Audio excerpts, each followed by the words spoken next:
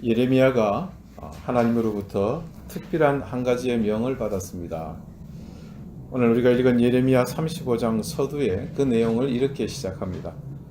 너는 레갑 사람들의 집에 가서 그들에게 말하고 그들을 여호와의 집 한 방으로 데려다가 포도주를 마시게 하라 하시니라.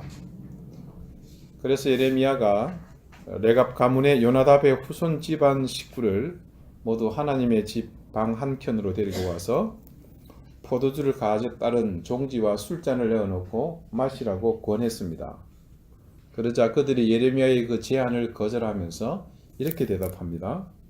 레갑의 아들 우리 선조 요나답이 포도주를 마시지 말라고 유언했기 때문에 마시지 않겠노라, 그렇게 말합니다.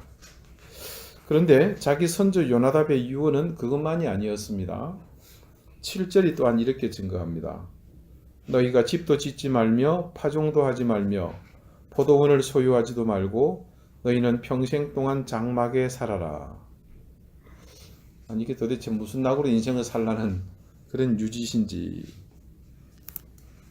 이렇게 후손들에게 그 조상 레갑의 아들 요나답이 당부한 이유가 있었습니다. 방금 읽어드린 그 7절의 후반부입니다. 그리하면 너희가 머물러 사는 땅에서 너희 생명이 길리라 하였으므로. 네, 그겁니다. 표면적으로 보자면 안전 제일을 우선으로 살아라. 뭐 그런 말 있죠. 가늘고 길게 살아라. 그런 것 같습니다. 그런데 문자적으로 드러낸 그 의미대로 단지 땅에서 무탈하게 오래 사는 것이 목적이라면 왜 하나님이 당대에 유일하게 의지했던 그 예언자 예레미야에게 이들을 하나님께서 소개하셨을까요? 그렇다면 하나님께서 그렇게 하실 리 만무하죠. 적어도 자신의 후손들이 이 땅에서 오래 산다는 것은 하나님의 주권 아래 사는 전제를 두고서입니다. 하나님의 통치에 따르며 이 땅에서 오래 산다는 것, 이 사실만 두고 본다면 그들의 삶에서 하나님의 영향력이 절대적이었다는 그런 의미입니다. 그래서 레갑의 아들 요나답이 그들에게 남긴 유언이 지향하는 것은 하나님과의 긴밀하고 굳건한 관계를 유지하도록 하는 것에 근본 이유가 있었다는 것을 짐작할 수 있습니다. 그렇다면 정말 그들에게서 목숨처럼 지켜지고 있는 이 요나답의 유언이 의미하는 그 내면 속에 있는 진짜 이유는 무엇이겠습니까? 제일 먼저 그들에게 포도주를 금한 이유입니다. 여러분은 성경에서 등장하는 포도주를 식재료와 주류로 구분해서 이해해야 합니다. 그들이 음식으로, 즉 우리 몸이 살기 위해서 필수적으로 먹어야 하는 그런 끼니의 음식처럼 먹는 것과 술의 의미, 즉 이 알코올이 주는 그 알딸딸한 그런 느낌들, 저는 잘 모릅니다만, 그것을 느낄 목적으로 마시는 것을 구분해서 받아들여야 합니다. 그런데 우리는 어떻게 합니까? 그때 내 필요에 따라서 취사 선택하죠. 이럴 때는 음식이고 저럴 때는 술이고. 여기서 요나답의 유언 속에 있는 것은 식재료로서의 포도주를 마시지 말라는 것이 아니라 우리처럼 기호를 위해서 음료나 술로서 마시지 말라는 겁니다. 왜 그것을 요나답은 금한 것일까요? 그 이유는 이제 예레미야에게 하시는 하나님의 말씀 속에서 그 답을 찾을 수 있습니다. 그 이유를 두 번째 유언의 내용을 살펴본 다음에 다시 보겠습니다. 두 번째는 너희가 집도 짓지 말며 파종도 하지 말며 포도원을 소유하지도 말고 너희는 평생 동안 장막에 살아라. 이것은 한마디로 재산을 증식하거나 소유하지 말라는 그런 당부입니다.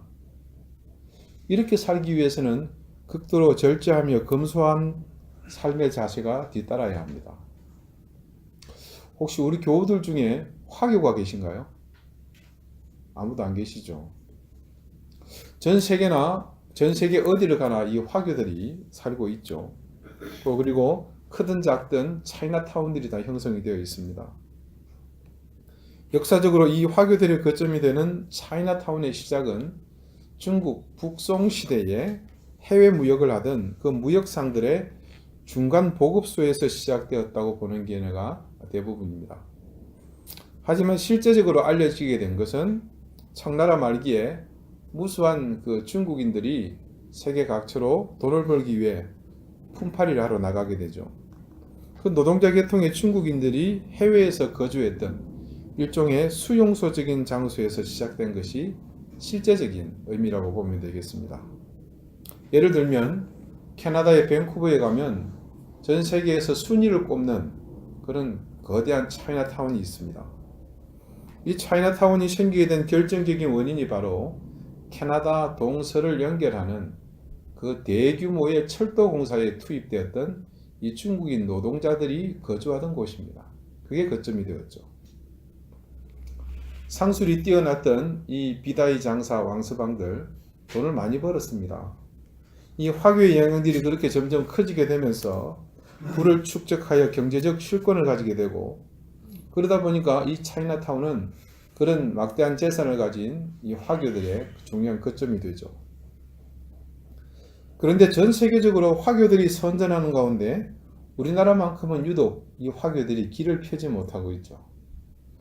어른들은 잘 아시지만 이는 고 박정희 대통령께서 화교 억제 정책을 폈기 때문입니다.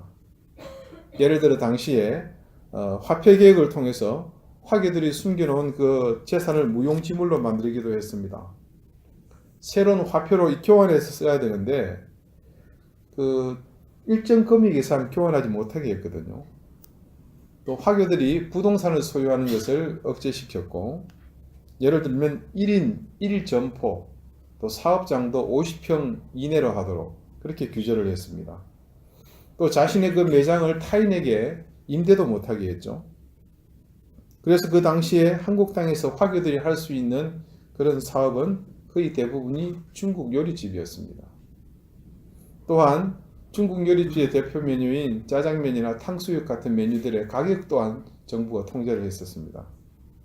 그래서 화교가 큰 이윤을 남기지 못하도록 했죠.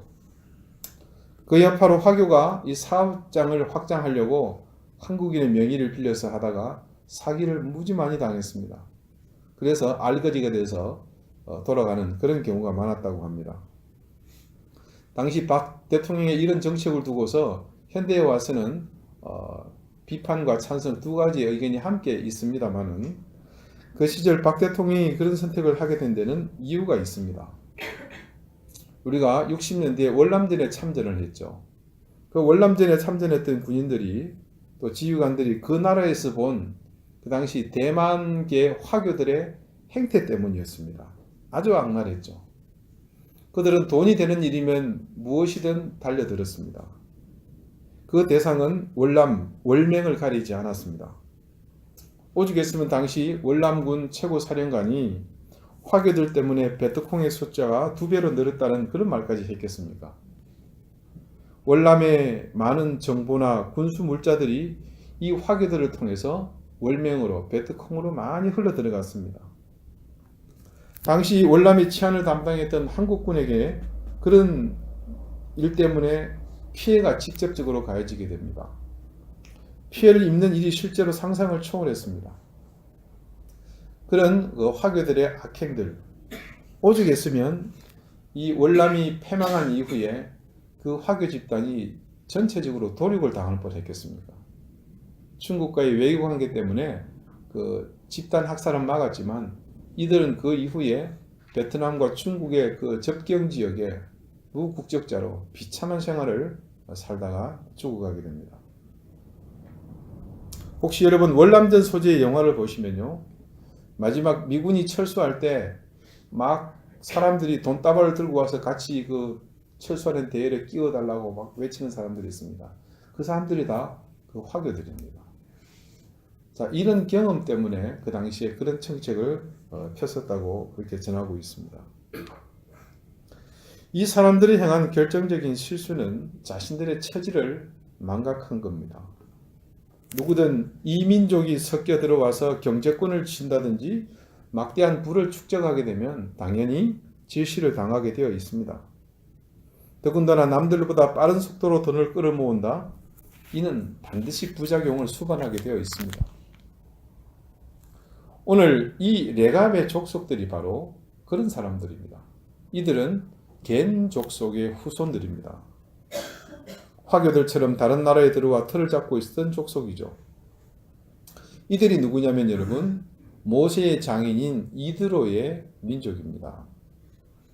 그러니까 결과적으로 이스라엘 혈통이 아니라는 말이죠.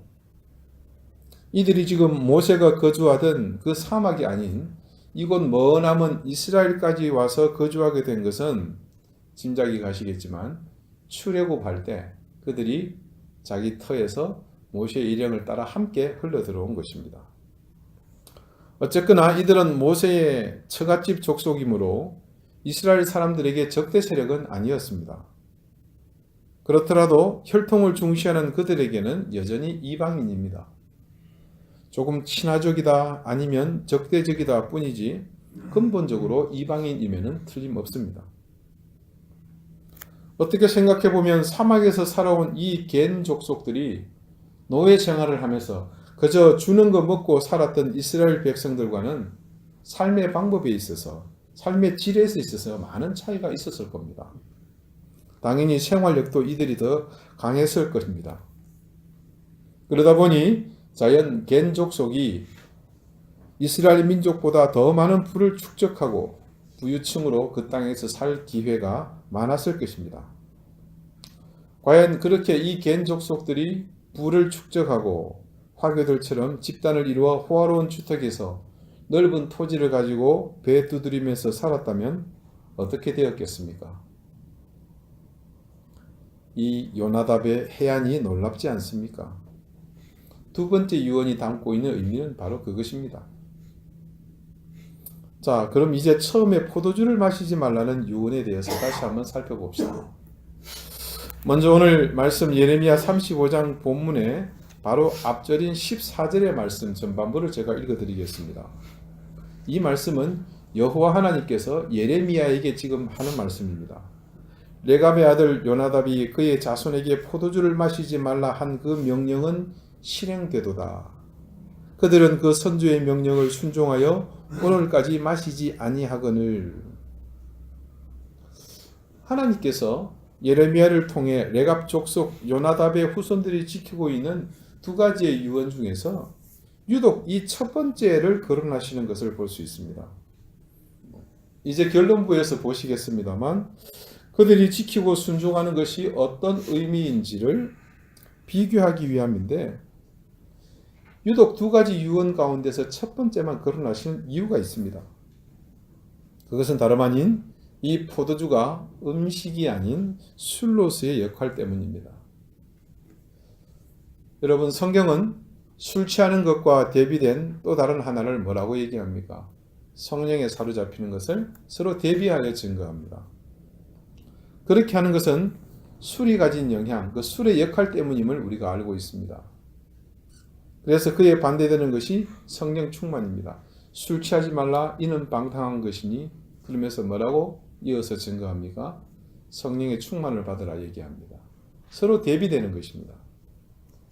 즉 포도주를 가까이 함이 하나님과의 관계에 있어서 유익하지 않다는 것을 성경이 분명 말하고 있는 것과 무관하지 않습니다.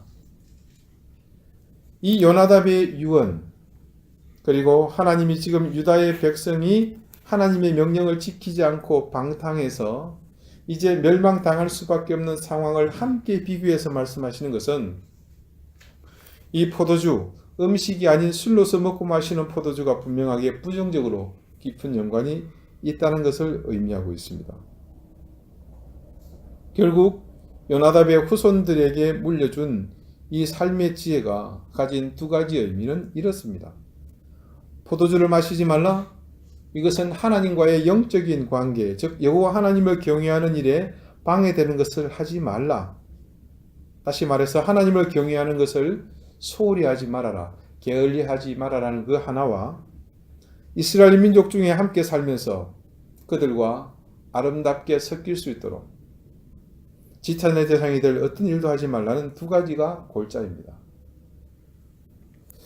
레갑의 아들 요나답은 어쩌면 가장 그 시대의 신실한 하나님의 사람이었을 것입니다. 그도 아니면 아주 지혜롭거나 시대와 역사를 바라보는 그런 해안을 가진 사람이었을 겁니다. 자신의 후손들에게 유언처럼 남겨진 그 말은 지금 자기 후손들이 남의 민족 가운데 살면서 무엇에 가장 관심을 가지고 치중하며 살아야 하는지를 정확하게 가르쳐주고 있기 때문입니다. 하나님께서 자신이 선택하지도 않은 이방의 한 가족이 그 땅 가운데서 아름답게 지켜내고 있는 한 유전을 이토록 귀하게 보신 이유는 자신의 말씀이 그들 백성 이스라엘 자손들에게서 도무지 지켜지지 않고 있는 그 이유 때문이었습니다. 하나님의 그런 참담한 마음이 드러나는 말씀이 바로 오늘 본문 16절입니다. 레갑의 아들 요나답의 자손은 그의 선조가 그들에게 명령한 그 명령을 지켜 행하나 이 백성은 내게 순종하지 아니하도다. 결국 이 유다와 예루살렘, 북이스라엘도 예외는 아니었을 겁니다. 하나님이 그들을 멸하시면서 마음속에 토로하시는 말씀이 모두 이와 같지 않았겠습니까? 당신의 말씀이 살아서 기억되고 있는데 그 말씀을 지키기 위해서 백성들이 애쓰고 있는데 왜 하나님께서 그들에게 재앙을 내리실 것이며 그 멸망을 끌어올리셨겠습니까? 자신의 백성을 직접 멸망시키시고 포로로 잡혀가서 노예로 살도록 그렇게 만드시는 그런 힘든 결정을 하나님이 하시고서도 안타까운 마음 속에 그 하나님의 마음을 지금 이 레갑의 자손 요나답의 후손들이 행하고 있는 선행 속에서 하나님이 그들에게 말씀하고 계십니다. 오늘 우리가 살고 있는 이 시대 교회의 위기가 어디서부터 시작되었겠습니까? 위기를 겪고 있는 모든 교회들에서 말씀이 지켜지지 않기 때문입니다. 즉 하나님의 명령을 지켜 행하지 않았기 때문이죠. 아직 위기를 겪지 않는 교회가 있을 수도 있습니다. 그러나 그 교회 역시 하나님의 말씀이 지켜지지 않고 실천되지 않으면 똑같이 위기를 맞게 됩니다. 시기에 빠르고 늦음이 있을 뿐 반드시 위기는 찾아오게 되어 있습니다. 그런 역사가 언제부터입니까? 그것은 이 땅에 인간의 삶이 시작되면서 이미 그때부터 역사가 진행되어 왔습니다. 이 일은 결코 우리의 시대에 물질 만능의 시대가 되어버린 이 근래에 일어난 일이 아닙니다. 다윗과 솔로몬 이후에 부패하고 타락한 열왕들의 시대에 처음 생긴 일도 아닙니다. 앞서 말씀드린 것처럼 첫사람 아담 때부터 있어온 아주 유서 깊은 역사와 전통을 자랑하는 대표적인 불순종입니다.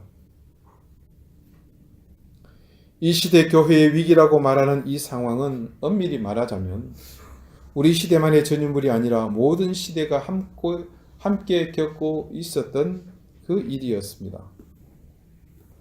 그런데 여러분, 그 위기 속으로 들어가 보면, 그 현장을 파헤치고 들어가 보면 그 위기라는 것은 어떤 크나큰 실패나 혹은 패배로 인해서 생겨난 것이 아닙니다.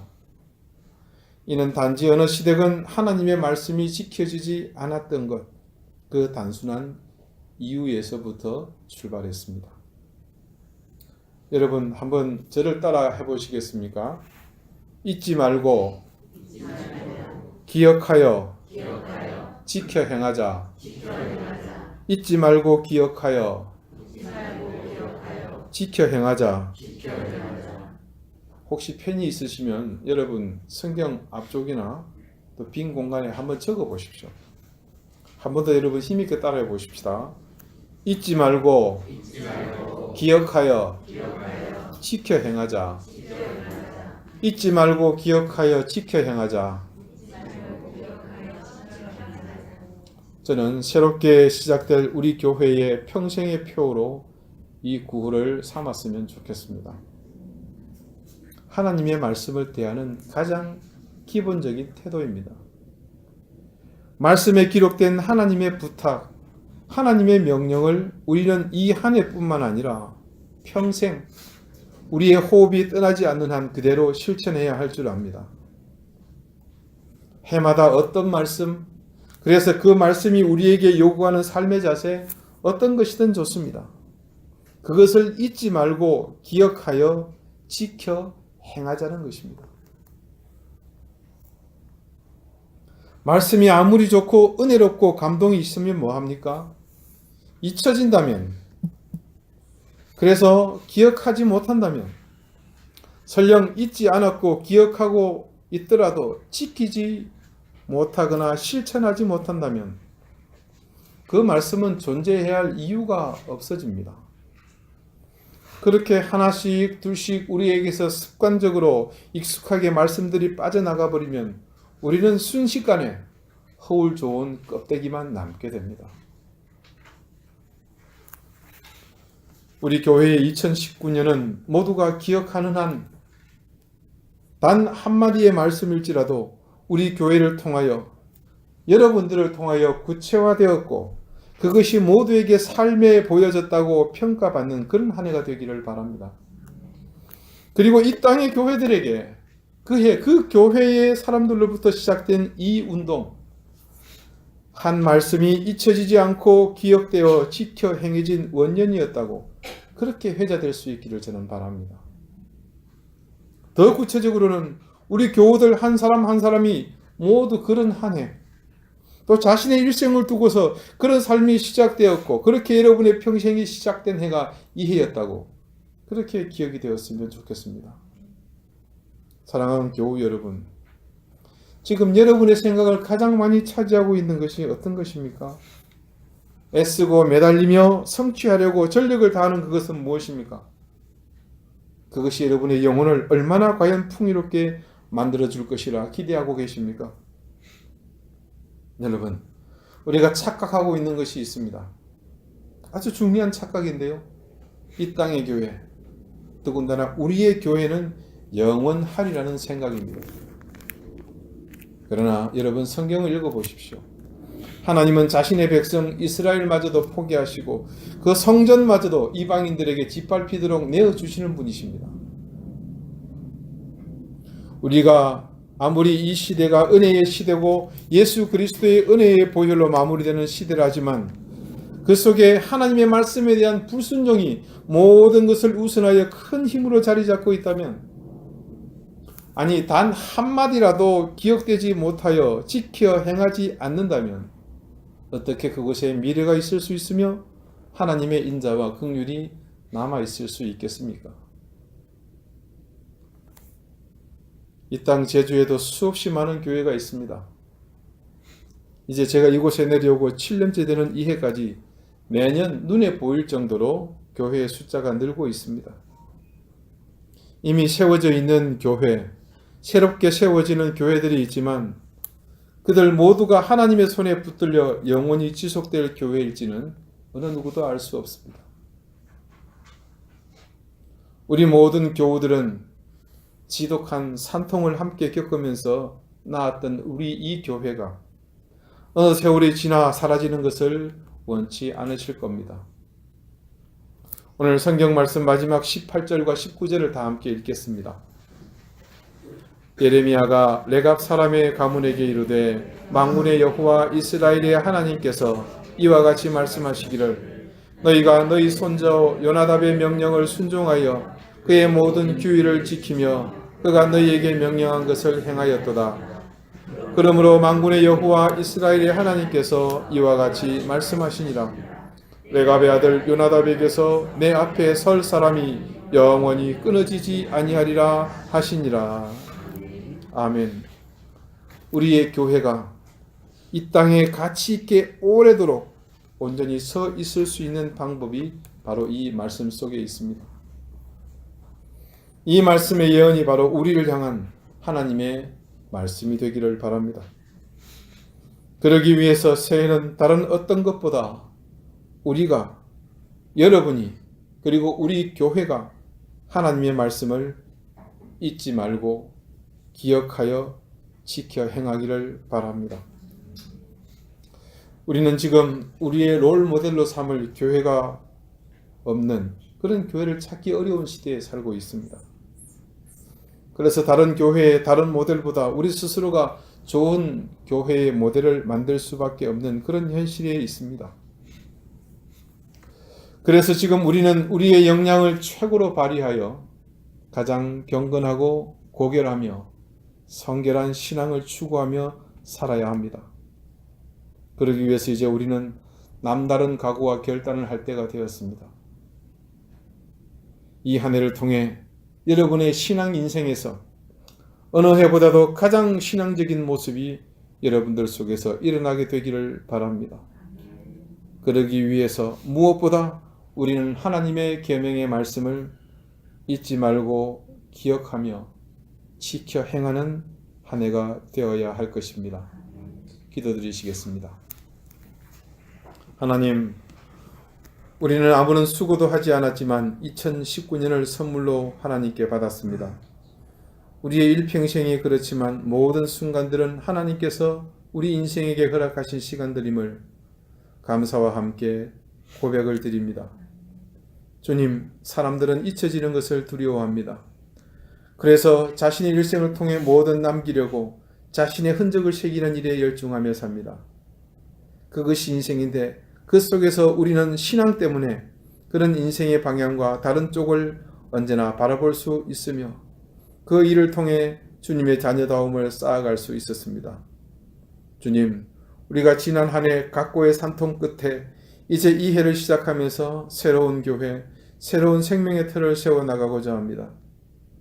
그저 그렇고 그런 교회, 세상 사람들이 비난할 거리, 조롱할 이야기만 만들어내는 그런 교회가 아니라 예레미야 시대에 하나님께서 자신의 백성들보다 더 신실하게 살고 있던 이 레갑의 후손들을 칭찬하시듯이 이 시대 가운데 하나님의 역사를 진행하실 때 쓰임받은 하나님께서 쓰시고 싶은 그런 교회로 우리가 겸비하게 하여 주옵소서. 주님, 우리를 사용하시고 우리를 통해 역사를 이루어 주시옵소서. 레갑의 후손들처럼 하나님의 명령을 잊지 않고 기억하며 지켜 행함으로 하나님 앞에 영원히 세워지는 사람들이 끊이지 않는 교회가 되게 하여 주옵소서. 그래야 언제나 하나님이 주신 말씀을 잊지 않고 기억하며 지켜 행하는 그런 성도, 그런 크리스찬, 그런 교회가 되겠사오니 주여 우리에게 힘을 주시고 우리를 인도하여 주옵소서. 예수 그리스도 이름으로 기도드리옵나이다. 아멘.